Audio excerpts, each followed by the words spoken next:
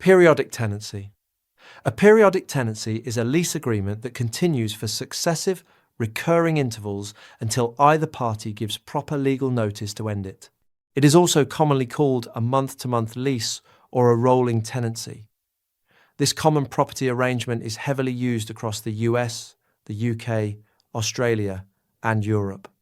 Unlike a fixed-term lease that expires on a specific date, a periodic tenancy renews automatically.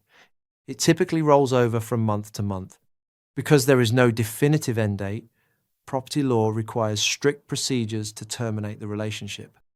Either party must provide clear, written notice well in advance, usually 30 days.